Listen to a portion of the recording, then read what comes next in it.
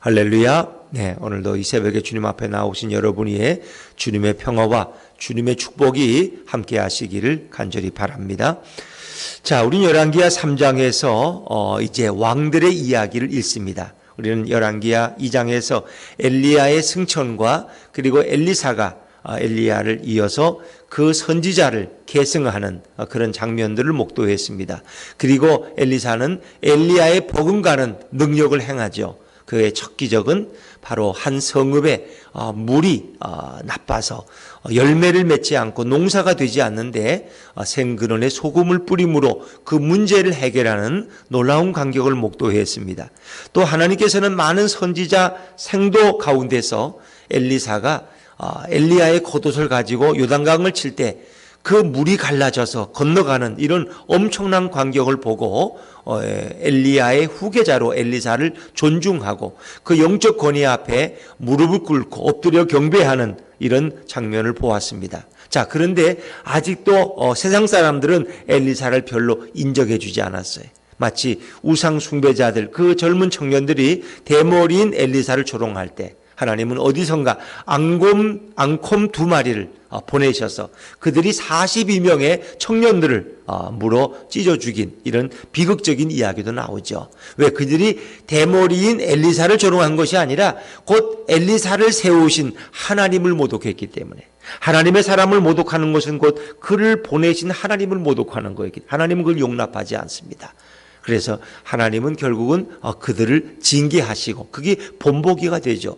그 후에 사람들은 함부로 엘리사를 대하지 못합니다. 하나님의 사람에게 보내는 합당한 권위와 영적 권위를 인정해 주었다는 것입니다. 자, 여기까지가 이제 엘리사가 엘리야의 뒤를 이어서 후계자가 된 상황이고, 다시 왕들의 이야기로 시작되는데, 그 왕들의 이야기는 남왕국 유다를 여호사밧 왕이 다스릴 때 북이스라엘의 왕은 여호람이었습니다.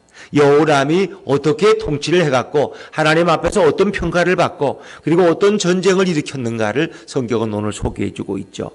우리는 북이스라엘의 역사 속에 가장 번영한 때를 오므리 왕조의 시대라고 합니다. 오므리. 앞에 시므리라는 사람이 왕위를 잡았는데 그도 반역을 일으켰어요. 자기 왕을 죽이고 자기가. 근데 그 시므리를 또 며칠 만에 제거한 사람이 오므리 장군이에요. 그리고 오므리가 왕이 됐어요. 그래서 이것을 오므리 왕조다. 그런데 북이스라엘의 역사 속에는 별로 발전할 데가 없어요. 이스라엘 남왕국 유다는 다윗 왕 때, 솔로몬 왕 때 번영기를 거치지만은 북이스라엘은 그러질 못해요. 오므리 왕조가 가장 번영한 때예요.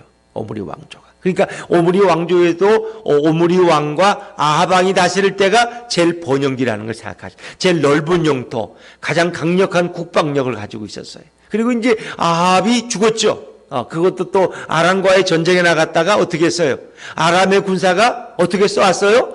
무심코 쏜 화살에, 무심코. 그 사람이 죽으려면 무슨 물에도 접신물에도 코가 빠져 죽는다 그러잖아요. 그러니까 그 죽을 수가 없는 거야. 도저히 불가능한 건데 죽으려면 그렇게 죽는다는 거예요. 그러니까 하나님이 아합을 징계하려니까 아람 군대가 그저 하늘을 향해 무심코 쏘았는데 어떻게 그게 올라갔다 내려오면서 아합의 심장에 가서 박혔어.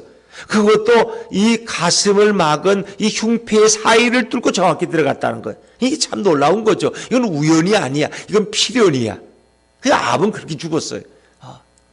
엘리야의 예언대로 죽었어요. 그리고 이제 그 아들 아하시아가 왕이 됐는데 그는 또 더한 우상 숭배자야. 그 하나님이 용납할 리가 없죠. 하필이면 걸어가던 난간에서 떨어져서 그도 중병이 들어서 그도 또 죽었어요. 의사들은 웬만하면 다 고치는데 그것도 못 고친대. 암보다 더 무섭대. 그건 또 그건 못 고쳤어요. 왜? 그는 잘못 물으러 갔거든. 하나님께 물어야 되는데 그냥 에그론의 신 바알세붑에게 가서 물어보라. 내가 죽을 건지 살 건지 생사를 물어보라. 그 결과가 빗나갔어요. 그 결국은 그도 죽었어요. 그러니까 이제 아들도 없이 1년도 안 돼 죽으니까 이거 어떻게 해요? 그 동생 여호람이 왕이 된 거예요. 근데 여호람은 그 형보다는 아버지보다 조금 근데 조금 낫지. 역시 우상 숭배는 똑같아. 그가 어떻게 하나님을 섬겼는지 한번 보죠. 그의 영적인 어떤 분위기를 알 수 있죠. 자, 1, 2, 3절 여호람에 대한 1, 2, 3절 평가를 한번 읽어보시죠. 시작. 유다의 여호사밧 왕 18째 해에 아합의 아들 여호람이 사마리아에서 이스라엘을 12해 동안 다스리니라. 그가 여호와 보시기에 악을 행하였으나 그의 부모와 같이 하지는 아니하였으니 이는 그가 그의 아버지가 만든 바알의 주상을 없이 하였음이라. 그러나 그가 느밧의 아들 여로보암이 이스라엘에게 범하게 한 그 죄를 따라 행하고 떠나지 아니하였더라. 그러니까 이 여호람은 잘한 것도 있고 잘못한 것도 있고 그렇지요. 근데 잘한 것보다는 잘못한 게 훨씬 많아. 잘한 건 한 가지를 잘했어. 뭐예요? 2절에 보니까 그의 아버지 아합이 만든 바알의 주상을 없앴더라. 이 사마리아에 있는 바알의 이 주상이 생겨났는데 우상이죠. 근데 그걸 없앤 건 하나 잘한 거야. 그거 빼놓고 잘한 게 있어요? 없어요? 없어요. 그래도 다 못하는 가운데 잘한 게 한 가지는 있어. 그래서 하나님이 자비를 베풀어서 몇 년 동안 왕위에 있었어요? 12년 동안. 12해니까 12년이잖아. 그러니까 그의 형 아하시아는 만으로 2년이지 2년도 안 돼. 1년도 안 돼서 죽었어. 그냥 병으로 난간에 떨어져가지고. 근데 이 사람은 그래도 여호람은 조금 잘한 게 한두 가지 있어. 그래서 우리는 그 사람은 다 그런데 한 가지 잘한 건 있다고. 잘한 건 있다고.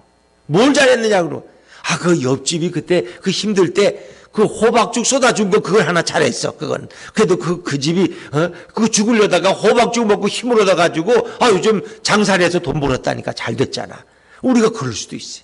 내가 그냥 별 생각 없이 호박죽이 많이 남아가지고 이거 어떻게 버리기도 그렇고 누가 애들은 다 배부르다 그러고 어떻게 줄 사람도 없고 그러는데 옆집 생각이 나. 그냥 아무 생각 없이 그냥 갖다 줬어. 근데 옆집이 쌀이 없어가지고 3일 동안 굶었어. 근데 이 인정머리 없는 이 교회 집사님이 호박죽을 들고 와서 그래서 죽어도 이거나 먹고 죽자. 이래가지고 호박죽을 온 식구가 먹고 하루는 안 죽었어. 그런데 그 다음날 연락이 왔어. 은행에서 대출이 통과됐다고. 그래가지고 그 집이 부도를 맞고 다시 사업을 했는데 크게 성공했어. 이럴 수도 있다는 거예요. 그 죽음의 위기의 순간에 누군가가 아무 생각 없이 무심코 도와줬는데 그 사람에겐 엄청난 은혜가 된 거예요. 근데 하나님이 그런 걸 기억해요 못해요? 기억하신다는 거예요. 놀라운 사실은 하나님이 그걸 기억해. 그 사람은 잘한 게 아무것도 없어. 그런데 한 가지를 잘한 게 있어. 하나님은 그걸 보고 그를 평가하시는 거예요. 그러니까 우리가 워낙 잘못한 게 많기 때문에 한 가지만 잘해도 하나님은 그걸 보고 기특하게 여겨. 어이구 그 집사가 그런 일도 했어. 그거 내가 특별히 참작하지. 왜? 너무 잘못한 게 많지만 하나님은 그걸 기억하셔. 그래서 여호람이 잘못한 게 많지만 그의 아버지가 만든 바알의 주상을 없앤 건 하나님이 꼭 기억하고 계셨어. 그래서 아하시아는 1년도 안 돼 죽었는데 여호람은 12년 동안 왕위에 있게 했다는 이것도 은혜죠. 은혜예요. 자, 그런데 일반적으로는 커트라인에 못 미쳐. 그런 커트라인이 안 돼. 그러니까 우리로 보면 한 30점, 40점, 60점은 넘어야 커트라인을 넘는데 한 40점밖에 안 돼. 잘한 게 별로 없거든. 그래도 하나님이 긍휼로 봐주셨어요. 봐주셨어. 자, 그런데 이제 한 가지 사건이 일어났는데 모압이 배반한 거예요. 그건 여호람이 견딜 수가 없어. 어떻게 나를 배신해? 이런 나쁜 놈들. 그들은 그냥 두면 안 된다는 거예요. 자, 4절과 5절 말씀. 4절과 5절입니다. 시작. 모압 왕 메사는 양을 치는 자라 새끼 양 10만 마리의 털과 순양 10만 마리의 털을 이스라엘 왕에게 바치더니 아합이 죽은 후에 모압 왕이 이스라엘 왕을 배반한지라 그랬습니다. 모압 왕 메사는 양을 치는 나라의 왕인데 매일 이 북이스라엘에가 새끼 양 10만 마리, 순양 10만 마리 털을 왕에게 조공으로 바쳤어요. 그러니까 20만 마리의 양의 털이라니까 어마어마한 양 아닙니까? 아무리 양을 많이 키우지만 이거를 다윗 왕 때부터 늘 이렇게 이스라엘에다가 조공을 바치던 모압 왕이었어요. 그런데 아합이 죽고 나니까 그것도 전쟁에 나가서 아람의 화살에 맞아 죽었잖아요. 그러고 나서 이 북이스라엘의 국력이 갑자기 쇠퇴해진 거야. 그러니까 이제는 뭐 지들이나 우리나 똑같은데 뭐 그걸 굳이 뭐 섬겨? 조공을 왜 바쳐? 이제 조공 안 바쳐? 하고 배반했다는 거예요. 근데 여호람이 이걸 보고 분노한 거예요. 아니 저놈들이 우리에게 조공을 바치다가 이제 안 바쳐? 그냥 두면 안 되지. 근데 북이스라엘 힘으로는 싸울 능력이 안 돼. 그러니까 남한과 유다에게 도움을 구했어. 왜? 남북이 그때는 서로 협력이 됐거든. 그래서 유다의 여호사밧 왕에게 도와달라고 그러고 또 유다의 지배를 받는 에돔 왕까지도 동조해서 세 나라 왕이 전쟁을 하기 위해서 나선 거예요. 배신한 모압을 징벌하기 위해서. 근데 사실은 하나님께 물어보지도 않았어요. 여호람은 그냥 화가 나가지고 그냥 전쟁을 일으켰어. 그러니까 유다의 여호사밧 왕은 이 조약을 맺었기 때문에 할 수 없이 그 전쟁에 끌려들은 거예요. 그래서 그들은 전쟁을 치르러 가는데, 자, 어떤 과정을 거쳤는지 한번 볼까요? 자, 7절, 8절 말씀, 7절, 8절입니다. 시작. 또 가서 유다의 왕 여호사밧에게 사신을 보내 이르되 모압 왕이 나를 배반하였으니 당신은 나와 함께 가서 모압을 치시겠느냐 하니 그가 이르되 내가 올라가리이다. 나는 당신과 같고 내 말들도 당신의 말들과 같으니이다 하는지라. 여호람이 이르되 우리가 어느 길로 올라가리까 하니 그가 대답하되 에돔 광야길로 니이다 하니라. 이래서 이제 남북이 서로 협력하고 연합군이 되고 에돔까지 끼어들어서 세 나라의 왕이 군사를 이끌고 모압을 징벌하기 위해서 가는 거예요. 근데 가는데 이게 하나님의 허락도 없이 가는 길이 이게 평안하면 안 되죠. 여기 어려움이 있는 거예요. 7일 동안 행진을 했는데 물이 없어요. 가축을 먹일 물이 없어서 가축을 못 먹이면 말이나 낙타나 노새가 짐을 끌고 갈 수가 없어. 그러면 전쟁은 패배하는 거예요. 이제 큰일 났어요. 어떻게 하면 좋으냐 말이에요. 자, 우리 9절 말씀, 9절입니다. 시작. 이스라엘 왕과 유다 왕과 에돔 왕이 가더니 길을 둘러간 지 7일에 군사와 따라가는 가축을 먹일 물이 없는지라. 어느 길로 갈까 하다가 뭐 침을 뱉어서 결정을 했는지 제비를 뽑았는지 하여튼 어떤 길을 택했는데 하필이면 그 물이 또 물이 없는 길이야. 사람이 보기에는 좋은 길 같은데 그 길이 행복한 길이 아니었어요. 물이 없어요. 물이 없으면 전쟁을 치를 수가 없죠. 이게 난리가 났어요. 그러니까 믿음이 없는 불신자와 같은 여호람은 당장 어떻게 해요? 하나님 앞에 원망하는 거예요. 똑같은 일을 당해도 어떤 위기가 오면, 위급함이 오면은 어떤 사람은 당장 하늘을 쳐다보고 불평해. 하나님이 이럴 수가 있느냐고. 내가 그래도 11조는 안 빼먹고 했는데 어떻게 나한테 이런 시련을 주느냐고. 하나님이 도대체 뭐 살아있느냐고 하면서 하나님을 원망하는데 이 여호람이 하나님을 제일 먼저 원망하는 거예요. 자, 우리 10절 말씀 10절입니다. 10절 한번 읽어보죠. 시작. 이스라엘 왕이 이르되 슬프다. 여호와께서 이 세 왕을 불러 모아 모압의 손에 넘기려 하시는도다 하니. 아니 어떻게 하나님이 이럴 수가 있어? 어떻게 이스라엘 왕들을 갖다가 저 불신자인 모압의 손에 넘기려고 해? 하나님이 이럴 수 있어? 하면서 막 불평하는. 그 이스라엘 백성들은 광야에서 조그만 어려움은 하나님을 향해 삿대질하고 불평하잖아요. 모압을 모세를 향해서 돌로 치려 그러고. 그렇죠? 물도 안 주고 말이야. 배고파 죽겠는데 고기도 없고. 뭐 이렇게 불평이 많아. 원망이 많아. 이제 11월 달이 또 추수감사절이 끼어 있어. 그래서 감사를 좀 생각해야 돼. 우리는 얼마나 감사하지 못할 때가 많으냐는 거예요. 너무 불평이 나오고 원망이 나오고. 늘 그러는 게 이게 불신자의 모습이야. 불신자의 모습. 하나님이 이런 시련을 주신 것도 이유가 있을 거야. 우리가 기도하라고 하나님이 그러신 거야. 우리가 혹 잘못된 길로 가고 있는지 한번 돌아보라고 하나님이 무리 없게 하시는 거야. 하면서 이렇게 자신을 돌아보는 기회로 삼아야 되는데 우리는 일단 불평부터 하고 난단 말이야. 원망하고. 근데 역시 믿음이 조금 좋은 남한국 유다의 여호사밧은 달라요. 여호사밧 왕은 이런 위기 가운데 어떻게 반응하는지 보세요. 자, 11절입니다. 11절 시작. 여호사밧이 이르되 우리가 여호와께 물을 만한 여호와의 선지자가 여기 없느냐 하는지라.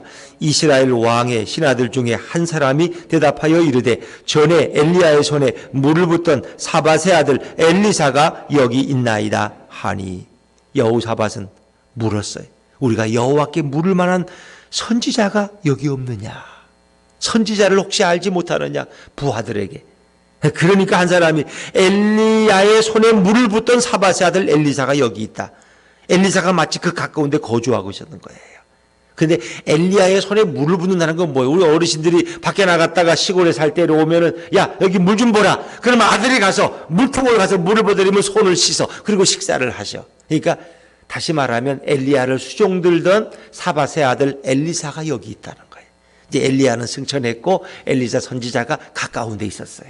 마침. 그러니까 여호사밧이 잘 물었죠. 그러니까 그러면 엘리사에게로 가자. 뭐라고 얘기합니까? 12절 말씀 읽어보세요. 시작. 여호사밧이 이르되 여호와의 말씀이 그에게 있도다 하는지라. 이에 이스라엘 왕과 여호사밧과 에돔 왕이 그에게로 내려가니라. 여호사밧의 말이 무엇이죠? 여호와의 말씀이 그에게 있다는 거예요. 하나님이 그에게 말씀하신다는 거예요. 그에게 가면 길이 있다는 거예요. 그러니까 하나님을 찾는 것은 하나님의 선지자를 찾는 거예요. 여호와의 종을 찾아가면 그에게 길이 있다는 거예요. 하나님이 그에게 말씀하셨을 것이다. 여호와의 말씀이.